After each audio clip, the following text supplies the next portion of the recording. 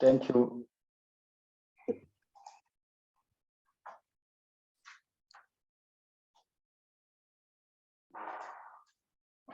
Okay, thank you very much for the introduction. And it's my great honor to give the junior talk of EPNOE webinar.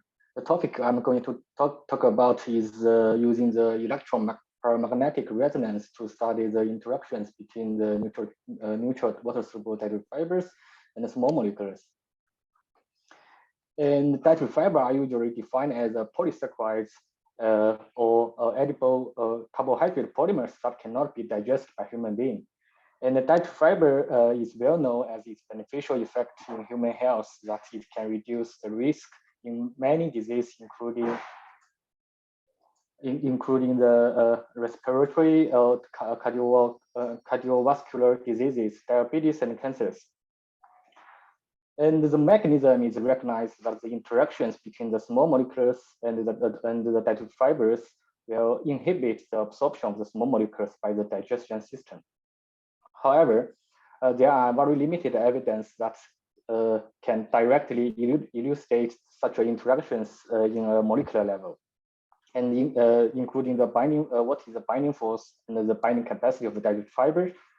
And since the interaction is very weak, and probably we lack of some proper technology to detect such a weak interaction, especially for some neutral water-soluble dietary fiber.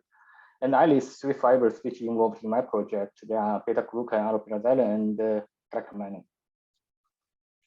So in our project, we are using different technology to study the dietary fiber interaction with small molecules, including using mass spectroscopy combined with chromatography technology, or using the dietary fiber functionalized nanoparticle with the microscopy technology. And we also can detect the binding energy between the dietary fiber and the small molecules by isothermal titration calorimetry.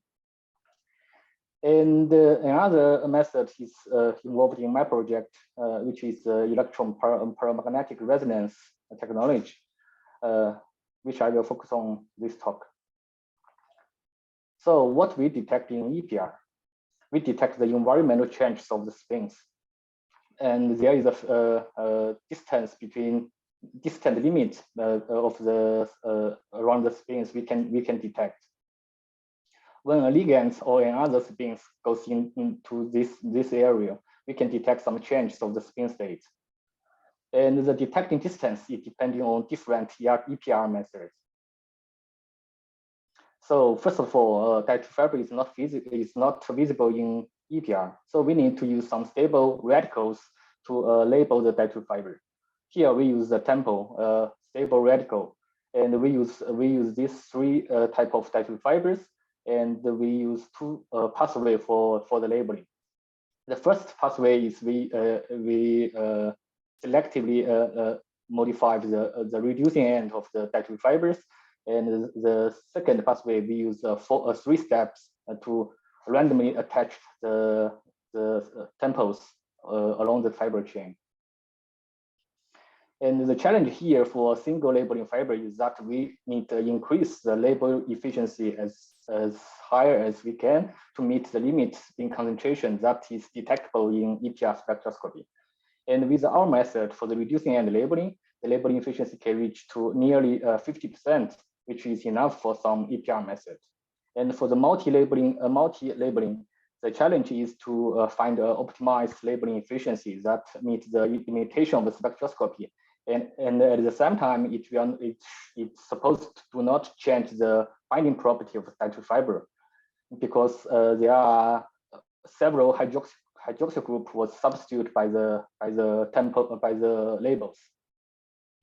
Thus, we synthesized multi-spin labeled beta-glucan as a dietary fiber models with a serious labeling efficiency, and we evaluate the binding capacity with the Congo red as the ligand.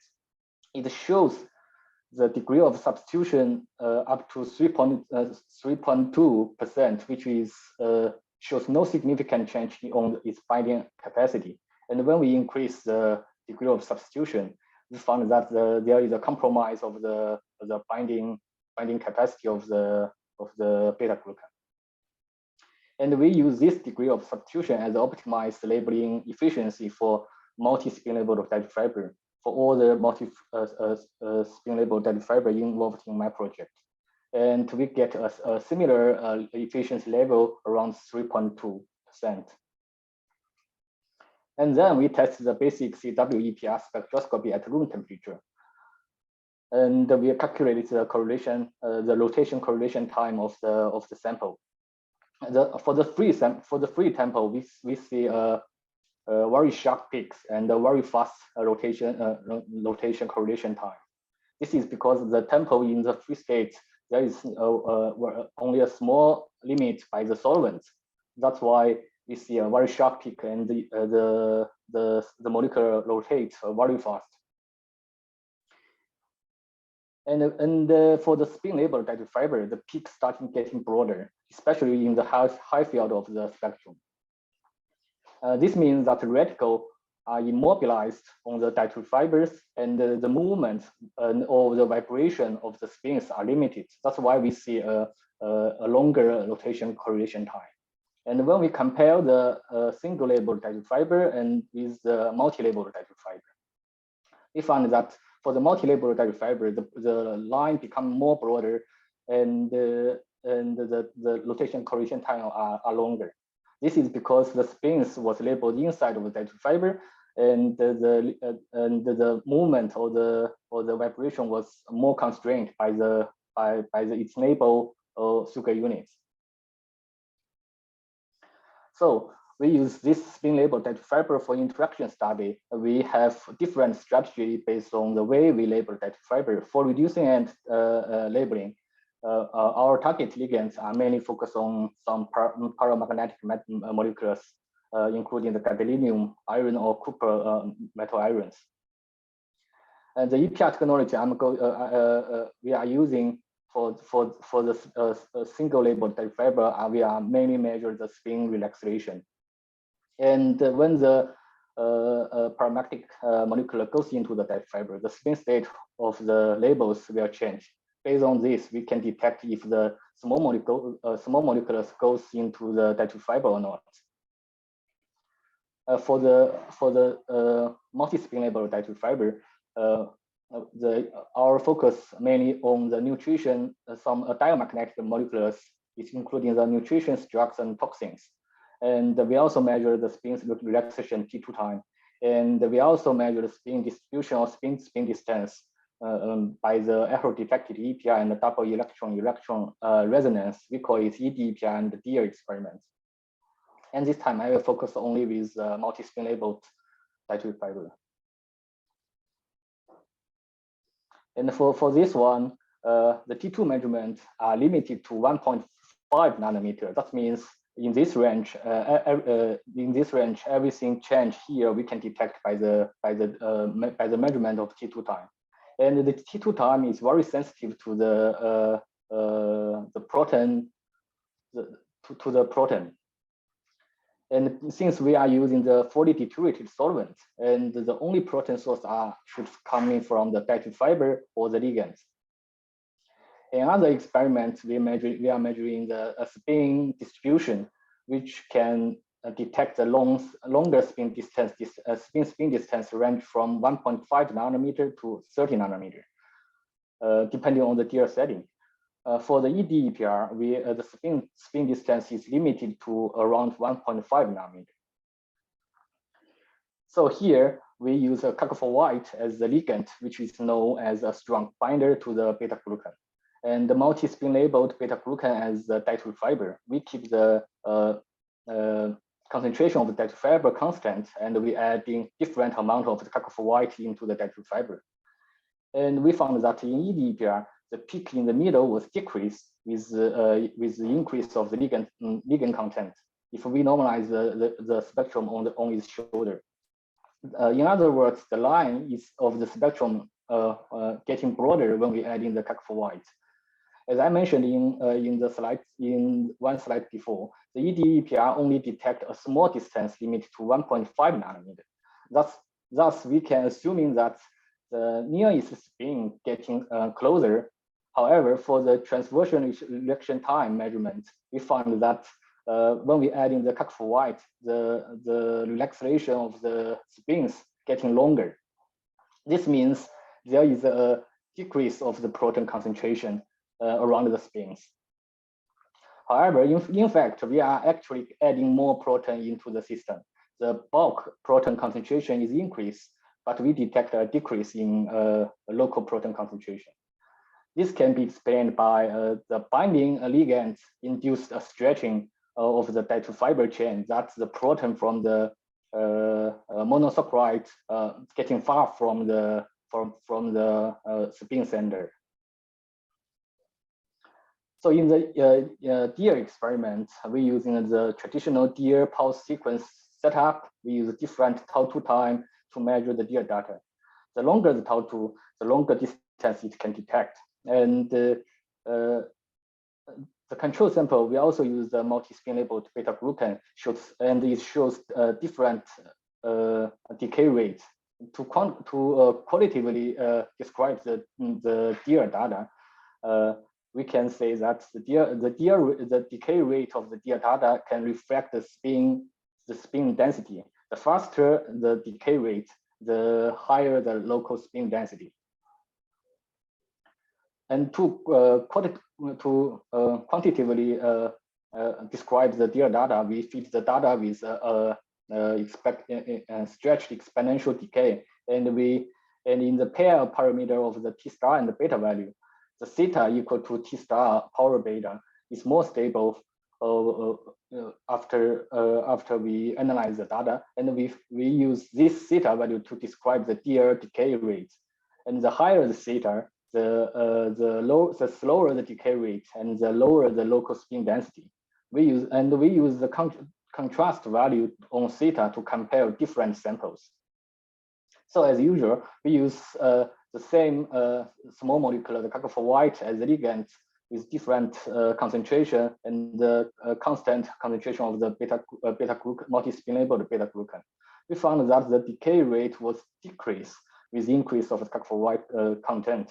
This indicates lower local spin concentration when we adding the ligands, and this phenomenon was found in all deer trays. Thus, the direct impression on the spin distribution that we add in the Kakfor white make the spin getting far from each other. Thus, the local spin density was decreased. So we transfer the spin distribution to the chain conformation of the dietary fiber. It's transformed from a relatively compact conformation to a loose conformation when we add in the Kakfor white. Or there is a dissociation in the aggregate that separate the dietary fiber apart from each other. Then with the quantitative evaluation of the deer data, we are able to compare the contrast value of different sample, and with this data, we evaluate the binding capacity of the beta glucan. That on average, every 10 monosaccharide can bind one Kakfor white molecular. Furthermore, we test a series of food dye interactions with beta glucan. We found that they are showed different binding strengths. We are wondering what caused the difference and what is the binding force. We noticed that all the ligands molecular have an aromatic ring, and that can contribute to some hydrophobic or van der Waals interactions with beta glucan. Thus, we correlated the binding strength to the molecular dimension, which is a parameter that affects this kind of interactions, and this shows a relative good correlation. That larger dimension molecular shows stronger interactions. But there is an exceptional case for the brilliant black, because it's a relatively large dimension, but shows a relatively weak interaction. So we are wondering if there is another binding force that may contribute to the system.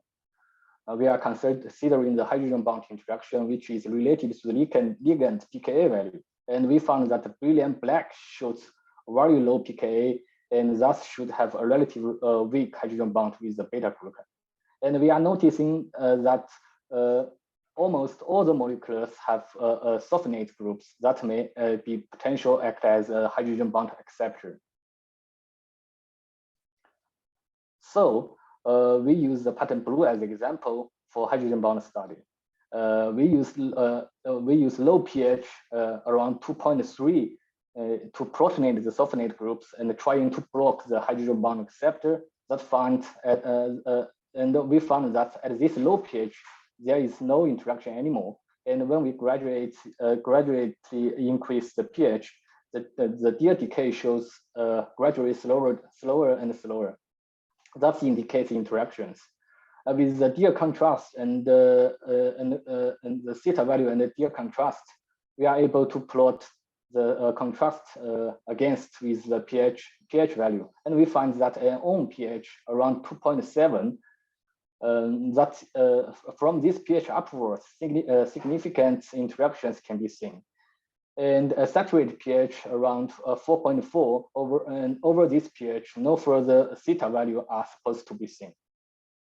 And we also correlate the behavior of this behavior with the pKa profile of the pattern blue. At lower pH, which is lower than the pKa value, the content in protonated form is larger than the deprotonated form.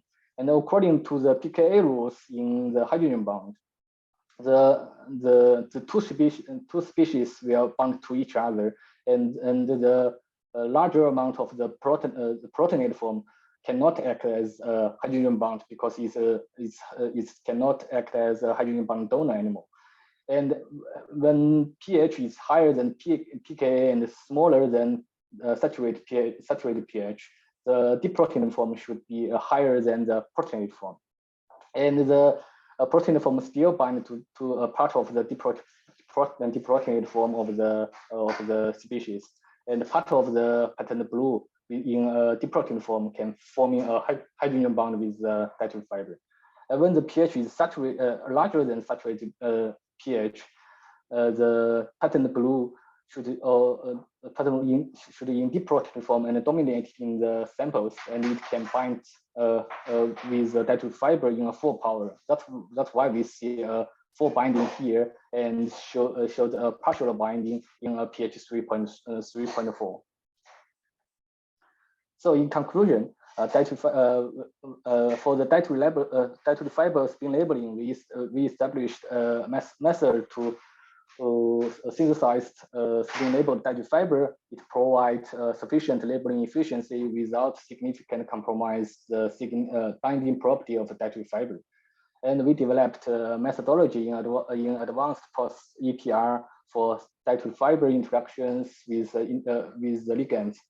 And for the interaction between the beta glucan and the food dye, the interaction will facilitate the fiber stretching from relatively compact conformation to loose structure.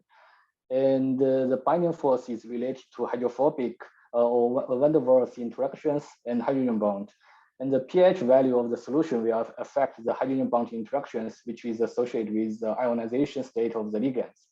And for the future work, it will be more interesting if, because we already established the methodology for the interaction with EPR technology, and we can detect some small molecules with drugs and also with some larger molecules or macromolecules with protein. And it will be more interesting if we can compare different dietary fiber regarding to the binding affinity, binding capacity with different fibers. So I would like to thank the Laboratory of Food Biochemistry and the EPR groups at ETH, and special thanks to Professor Laura Nystrom, Dr. Maxim Yulikov, and Victoria Sayamina, and Dr. Sami Boros, who was also involved into my project and give me a lot of support. And I also would like to thank the funding support from ERC and CLC. And finally, I would like to thank all of you for your attention. Thank you.